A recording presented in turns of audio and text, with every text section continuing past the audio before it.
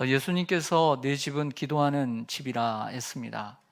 하나님의 교회를 기도하는 집으로 만들기 위해서 올라오신 여러분을 주님의 이름으로 또 축복합니다. 그리고 한 주간 동안 수고하셨습니다. 그리고 우리 젊은 학생들은 우리 청년들까지 중간고사로 또 수고들 많이 했습니다. 오늘은 성경이 말하는 복에 대해서 말씀을 드리고자 합니다. 따라서 하겠습니다. 성경이 말하는 복.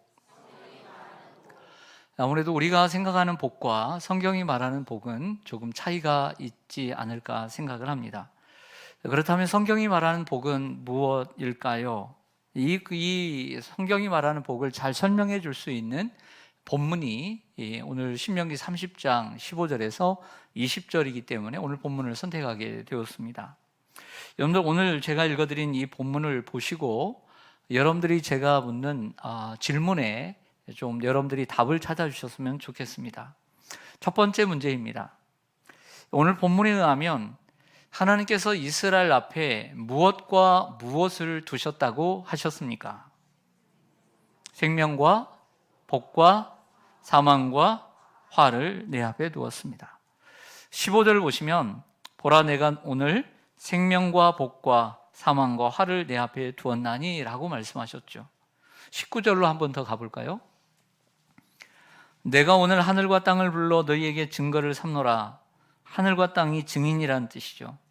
내가 생명과 사망과 복과 저주를 내 앞에 두었은즉 너와 내 자손이 살기 위하여 생명을 택하고 라고 말하고 있습니다.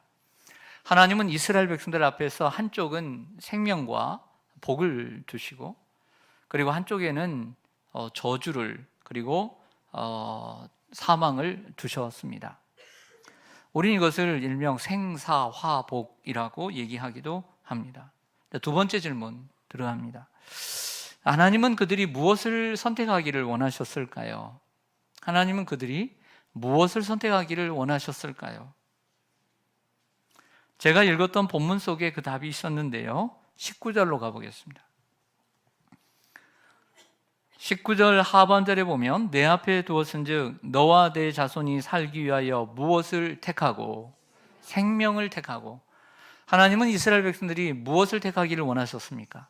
생명을 택하길 원하셨습니다. 여기에 생명은 복과 동의어입니다. 생명과 복을 주시고 그리고 사망과 저주를 주신 것처럼 생명은 복과 같은 것이죠. 그러므로 이 생명은 성경이 말하는 복입니다. 자, 세 번째 질문 들어가겠습니다. 자, 오늘 본문에서 무엇이 혹은 누가 이스라엘의 복이라고 말씀하십니까? 무엇이 복이라고 말하고 그리고 혹은 누가 이스라엘의 복이라고 말씀하실까요? 자, 20절로 가보겠습니다. 여기저기서 답이 나왔는데 그 답이 무엇인지를 한번 보겠습니다. 20절에 보면 내 하나님 여호와를 사랑하고 그의 말씀을 청종하며 또 그를 의지하라. 그는 내 무엇이요? 생명이시요 내 장수이시니 여호와께서 내 조상 아브라함과 이삭과 야곱에게 주리라고 맹세하신 땅에 내가 거주하리라. 자, 오늘 본문에서 누가 이스라엘의 복이라고 말씀합니까? 네?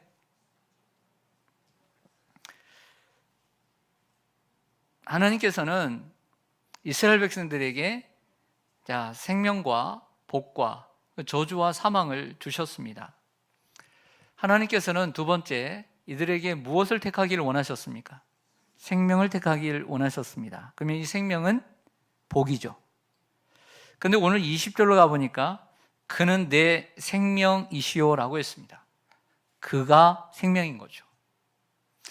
오늘 하나님께서는 바로 그가 생명이라고 말씀을 하고 있는 것입니다. 그러면 그는 누구인가? 20절 초반절에 보면 내 하나님 여호와, 그분이 바로 그죠. 그러므로 그가 여호와 하나님이시고 여호와 하나님이 생명이시며 복인 것입니다. 결국 하나님은 오늘 모세를 통해서 하신 말씀 가운데 하나님 자신이 이스라엘의 복이라고 말씀하고 있는 거예요.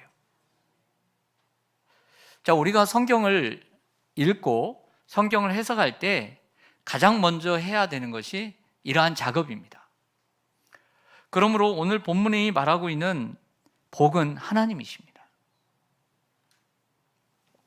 자, 오늘 본문을 좀 더 이해하기 위해서 하나님과 의 관계 속에서의 어느 어떤 그 사이클, 어떤 규칙을 우리가 한번 알아보기를 원합니다. 이것은 무엇이냐면 우리가 하나님에 대하여 어떤 것을 선택하느냐에 따라서 하나님은 우리의 선택에 따라서 하나님은 우리에게 반응하신다는 법칙입니다. 이런 규칙들이 있다는 것이죠. 우리가 성경을 좀 찾아보겠습니다. 역대하 15장 2절입니다. 역대하 15장 2절. 구약성경 674쪽입니다. 구약성경 674쪽 역대하 15장 2절.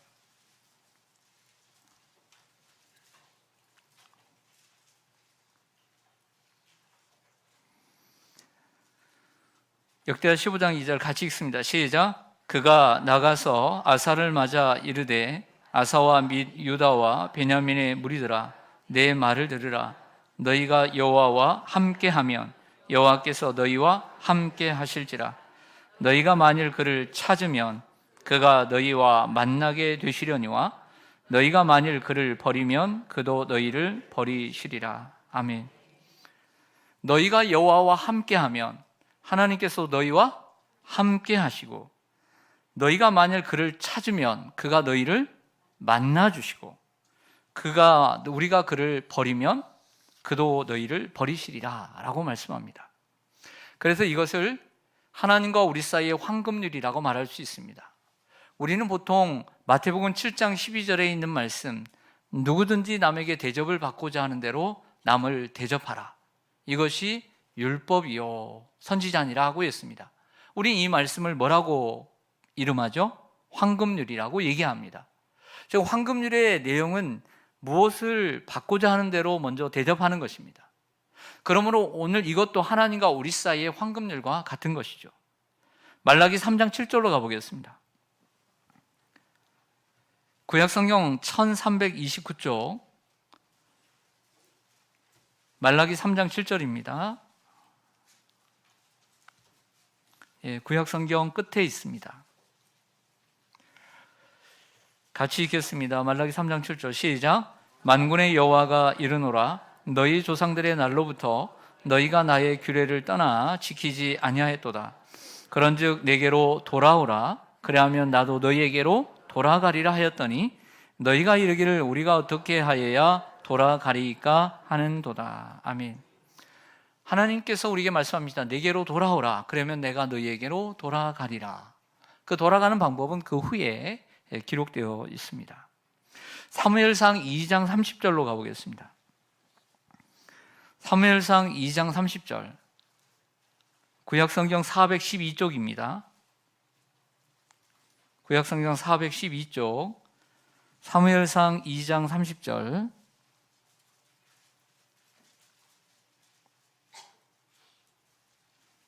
구약성경 412쪽 사무엘상 2장 30절입니다. 같이 읽습니다. 시작. 그러므로 이스라엘의 하나님 나 여호와가 말하노라. 내가 전에 내 집과 내 조상의 집이 내 앞에 영원히 행하리라 하였으나 이제 나 여호와가 말하노니 결단코 그렇게 하지 아니하리라. 나를 존중히 여기는 자를 내가 존중히 여기고 나를 멸시하는 자를 내가 경멸하리라. 아멘. 하나님이 분명히 말씀하십니다.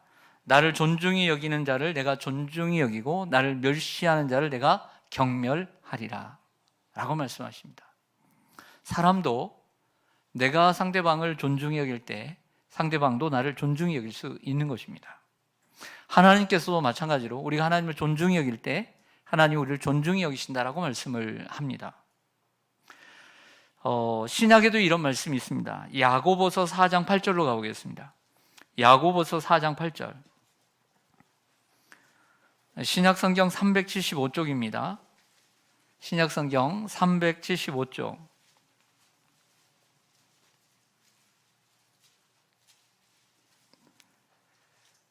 같이 읽겠습니다. 시작. 하나님을 가까이 하라. 그리하면 너희를 가까이 하시리라. 죄인들아 손을 깨끗이 하라. 두 마음을 품은 자들아 마음을 성결하게 하라. 아멘.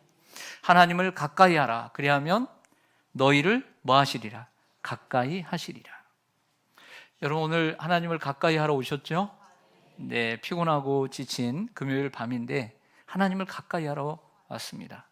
내용을 정리하면 우리가 하나님과 함께하면 하나님도 우리와 함께 하시고, 우리가 하나님을 찾으면 하나님 우리를 만나 주신다고 했습니다. 또한 하나님께 돌아가면 하나님께서 우리에게 돌아오시고, 하나님을 존중하면 하나님 우리를 존중히 여기시고, 우리가 하나님께 돌아가면 하나님께서 우리 하나님을 가까이 하면 하나님 우리를 가까이 하신다고 말씀을 합니다. 좀 부정적이긴 하지만 우리가 하나님을 버리면 하나님도 우리를 버리시고, 우리가 하나님을 멸시하면 하나님 우리를 경멸하신다라고 말씀을 하고 있습니다. 마태복음 7장 12절에 있는 말씀, 누군지 남에게 대접을 받고자 하는 대로 남을 대접하라. 이것이 율법이요 선지자니라. 이것을 우리가 황금률이라고 말하고 있는 것처럼 하나님과 우리 사이에도 황금률은 동일하게 적용이 되는 것입니다. 사람과 사람 사이에도 마찬가지인 거죠. 서로에게 존중이 일 때 상대방이 존중이 여겨주는 것처럼 말입니다. 하지만 우리가 이 자리에 하나님을 가까이 하고 하나님과 함께 하기 위해서 왔지만, 성경은 단순히 그런 하나님 앞에 나와 있는 것으로만 하나님을 가까이 한다라고 말하지 않습니다. 많은 양을 잡고 소를 잡고 기름을 하나님 앞에 바친다고 해서 하나님은 그들이 나를 존중한다라고 성경은 말하지 않고 있습니다. 그렇다면 성경은 우리가 하나님과 함께 한다는 것은 무엇이고, 우리가 하나님을 존중한다는 것은 무엇이냐라고 하는 것을 우리가 생각해 봐야 합니다. 하나님과 함께 한다는 것은 먼저 하나님을 바로 알고 우리가 전 존재를 통해서 전 인격적으로 하나님을 섬기는 것을 의미합니다. 하나님은 우리에게 말씀하십니다. 너는 마음을 다해서, 뜻을 다해서, 힘을 다해서 하나님을 사랑하라 라고 말씀하십니다. 하나님께서 우리에게 그렇게 말씀하시는데 우리가 힘을 다해서 하나님을 사랑했습니다. 하나님 앞에 예물을 드리고 짐승을 드리고 구약성경에 그랬다고 생각해 보십시오. 근데 마음이 없습니다. 뜻이 없습니다. 그것을 하나님이 경멸하신다라고 하는 것입니다. 우리가 겉은 하나님을 사랑하는 척 할 수 있지만 그 마음을 보시는 하나님께서 우리가 전인격적으로 하나님을 사랑하는지를 보시는 거죠. 그것이 너희가 나와 함께하면 이런 뜻인 것이죠. 겉으로는 할 수 있는 것이죠. 그러나 마음으로 하는 것이 중요합니다. 이러한 모습은 여러분들이 잘 아는 것처럼 이사야 초반장이나 또 예레미야 초반에 이런 부분들이 많이 거론되고 있습니다. 많은 제물로 하나님을 예배할지라도 그들이 하나님 중심의 삶이 아닌 자기 중심의 삶을 살아가는 그들을 가리켜 하나님은 버렸다라고 명백하게 말씀하십니다. 그렇다면 하나님 중심의 삶이란 무엇이냐? 하나님 중심의 삶이란 하나님을 철저히 의지하고 철저하게 하나님의 목적을 위해 사는 삶을 가리킵니다. 자, 이게 중요합니다. 하나님의 목적을 위해서 사는 삶이다. 하나님의 목적을 위해 살기 위해서는 자기의 목적을 위해 살지 않아야 합니다. 이렇게 할 때 일부 성도들은 하나님 중심의 삶을 살라는 것을 부담스러워합니다. 왜냐하면 자기 목적을 버려야 하기 때문입니다. 그리고 하나님의 목적과 내 목적이 다르다는 것을 알기 때문입니다. 오늘날 많은 성도들이 자신의 목적을 위해 살아가고 있기 때문에 하나님의 목적을 위해서 살려고 하라고 하면 부담감이, 거부감이 생기는 것이죠. 하나님 중심의 삶은 하나님의 목적을 위해, 그 하나님의 목적뿐만 아니라 하나님이 주시는 공급하는 자원, 하나님께서 주시는 힘과 그리고 하나님의 방법으로서 그 일을 이루어 가야 합니다. 반대로 자기 중심의 삶은 자기가 이루고자 하는 목적을 위해 자기의 능력으로, 자기의 힘으로, 자기의 방법으로 이루어가는 것을 자기 중심의 삶이라고 얘기를 합니다. 하나님은 자기 중심의 삶을 철저하게 싫어하십니다. 하나님의 목적을 위해 자신의 삶의 목적을 내려놓고 하나님이 주시는 힘으로, 그리고 자기의 방식이 아닌 하나님의 방식으로 그 일을 이루어가는 것을 기뻐하십니다. 이것이 하나님 중심의 삶인 것입니다. 여러분들이 혹시 그 과거에 나는 하나님의 영광을 위해서, 바울의 말처럼 우리가 무엇을 먹든지 마시든지 하나님의 영광을 위해서 하라는 그 말씀의 은혜를 받고 나는 내가 사는 목적이 하나님의 영광을 위해서야 라고 고백했을 분들이 계실 것입니다. 바라기는 그 고백이 시간이 지나도 계속 여러분들의 고백이 되고 또 삶의 목적이 되기를 소망합니다.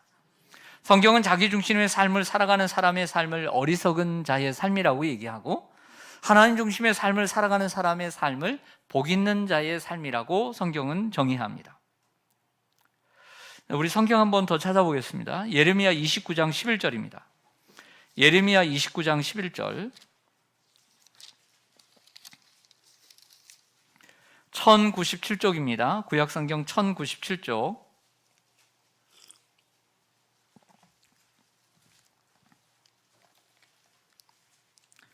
예레미야 29장 11절 같이 읽습니다. 시작. 여호와의 말씀이니라. 너희를 향한 나의 생각을 내가 아나니 평안이요 재앙이 아니니라. 너희에게 미래와 소망 희망을 주려는 것이니라. 아멘. 여러분 다시 신명기 30장으로 갈게요. 하나님께서 이스라엘 백성들에게 한쪽에 뭘 주셨죠? 생명과 복을 주셨습니다. 다른 한쪽에는 뭐 주셨죠? 사망과 저주를 주셨습니다. 이렇게 두셨지만 하나님께서 그들에게 선택하기를 원하셨던 건 뭘까요? 생명과 복이라는 거죠. 왜요? 오늘 예레미야 29장 11절의 말씀처럼 하나님의 생각은 평안이요 재앙이 아니기 때문입니다. 미래와 희망을 주는 것이기 때문에 이스라엘 백성들 앞에 양쪽에 두었지만 그들이 생명을 선택하기를 원하셨던 것이죠. 자, 성경을 시작하다 보면 에덴 동산에서 하나님께서 이처럼 하신 일이 생각납니다. 동산 중앙에 생명나무와 그리고 선악을 알게 하는 나무의 열매가 있었습니다. 생명나무를 먹었다라는 말은 없습니다. 그러나 선과 악을 알게 하는 나무의 열매는 먹지 말라. 먹는 날에는 반드시 죽으리라 했기 때문에 생명나무의 열매는 먹지 말라는 말이 없기 때문에 먹어도 된다는 의미가 되는 것이죠. 그래서 먹을 수 있다는 생각이 듭니다. 먹었다는 말은 없고 먹지 말아라는 말은 없지만 먹어도 된다라고 생각이 됩니다. 그러나 선과 악을 알게 하는 나무의 열매는 먹지 말라고 했죠. 하나님께서 생명과 저주를 함께 주셨습니다. 생명과 사망을 함께 주셨습니다. 하나님 뭘 선택하기를 원하셨을까요? 생명나무를 선택하기를 원하셨던 거죠. 그러나 사람들은 선악과를 괜히 만들어서 인간을 타락하게 만들고 우리를 고통스럽게 하나님 만드셨다라고 그렇게 얘기들을 하는 사람들이 있습니다. 그러나 선악과 속에는 우리 인간을 향한 하나님의 놀라운 계획과 사랑이 들어있는 거죠. 우리를 로봇으로 만들지 않고 우리에게 자유의지를 주어서 선택할 수 있는 권한을 우리에게 주신 것입니다. 다른 선택의 의지가 없기에 순종하는 것은 진정한 순종이 아니고 또 다른 선택의 여지가 없기에 사랑하는 것은 진정한 사랑이 아니죠. 그래서 하나님은 아담이 진정으로 하나님을 선택하기로, 사랑하기로 선택하고 순종할 수 있도록 동산 중앙에 선악과를 만드신 것입니다. 하나님은 지금도 우리에게 하나님을 사랑하기로 선택하기를 원하시고 하나님께 순종하는 것을 선택하기를 원하십니다. 그럴 때 하나님께서 우리의 선택에 따라서 하나님께서 우리에게 베풀어 주시는 거죠. 하나님의 선택이냐 예정이냐 우리의 어떤 자유의지 선택이냐에 대한 이러한 칼빈주의와 알미니안주의의 싸움은 종교개혁 이후에 오래되었습니다. 자, 그것을 우리가 싸우는 건 아닙니다. 그러나 분명히 우리에게 주어진 것은 전체적으로는 하나님의 선택이지만 그래도 우리에게는 자유의지가 있고 그 선택할 수 있는 권한이 있었습니다.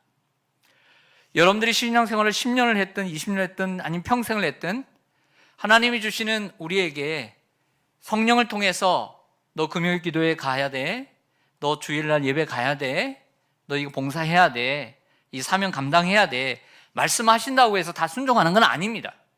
하나님께서 억지로 우리 이 목덜미 딱 잡아가지고 끌고 오는 것도 아닙니다. 선택은 여러분들의 것이었습니다. 선택은 나의 것이었습니다. 그 나의 선택이 오늘이 있게 한 것이죠. 그리고 그 선택에 따라서 하나님은 우리에게 복과 저주를 내리십니다. 우리는 무엇을 어떻게 선택해야 할까요? 우리 시편 16편 2절을 같이 한번 보겠습니다. 시편 16편 2절입니다.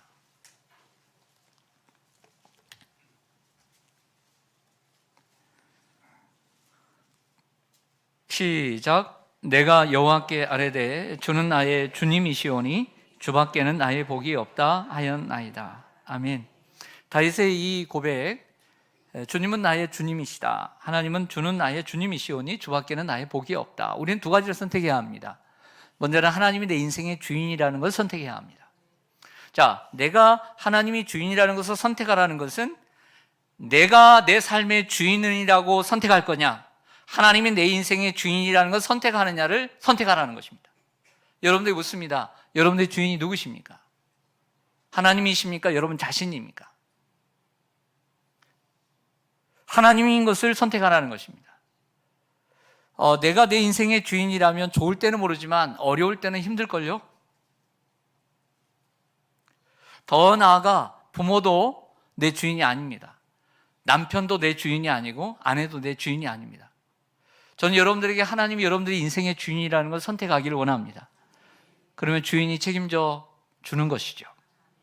그 주님이 여러분을 책임져 주십니다.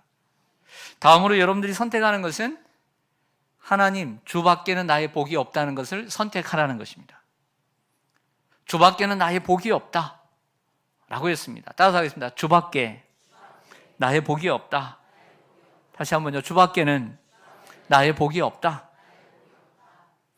목사님, 내 복이 얼마나 많은데요. 자식이 복이고요, 그리고요 사업이 복이고요, 건강이 복이고요, 인맥이 복이고요, 얼마나 복이 많은지 몰라요 저는. 그러나 그 복은 다 하나님께로부터 온 거예요. 시편 121편에 보면 내가 산을 향하여 눈을 들리라, 나의 도움이 어디서 올까? 나의 도움이 천지를 지으신 여호와에게서로다 라고 고백을 해서 하죠. 여기에 우리 한글 성경에는 산을 단수로 번역을 하고 있지만 히브리어 본문에는 복수로 되어 있습니다. 내가 산들을 향하여 눈을 들리라. 여기에 산들은 예루살렘 성을 두르고 있는 산들을 얘기한 것입니다. 북쪽을 제외하고 서쪽과 그리고 동쪽, 남쪽을 두르고 있는 이 산들을 바라보고 있는 거죠. 근데 이 산들은 어떤 역할을 했냐면 천연적인 요새로 이스라엘 백성들을, 이 예루살렘을 지켜주는 역할을 했던 것이죠. 근데 이스라엘 백성들이 시간이 가면서 그 산들을 주신 하나님을, 천지를 만드신 하나님을 의지하기보다는 그 눈에 보이는 산들을 의지하게 되었습니다.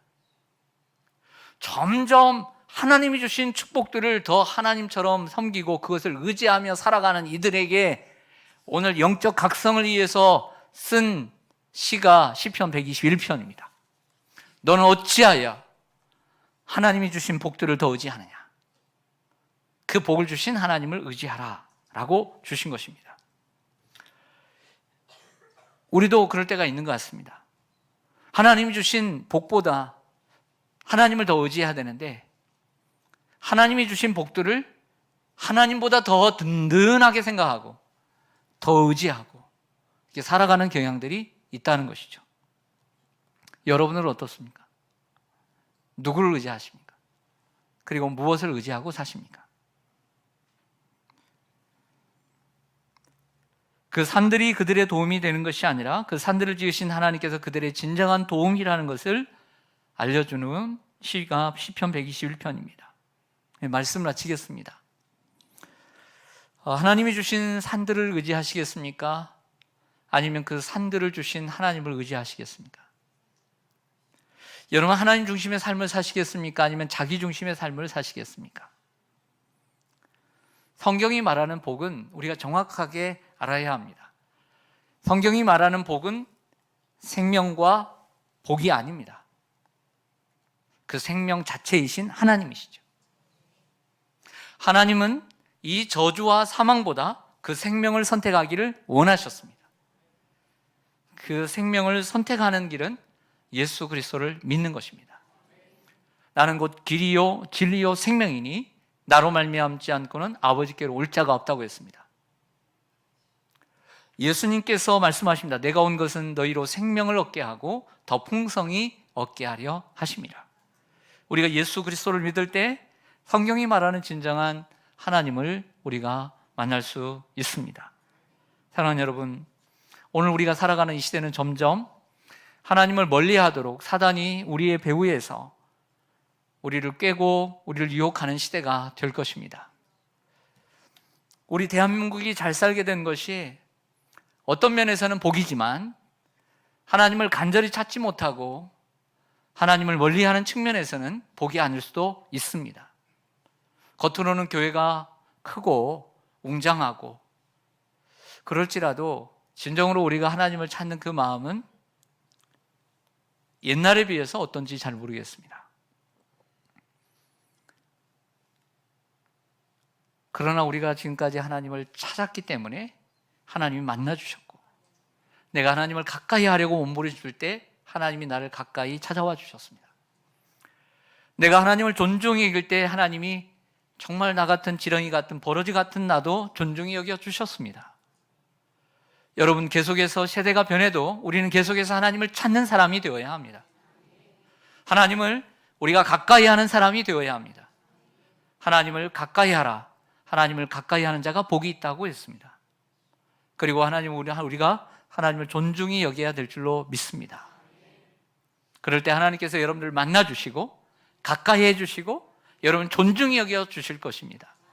그리고 하나님이 여러분들에게 진정한 복이 되실 줄로 믿습니다. 기도하겠습니다.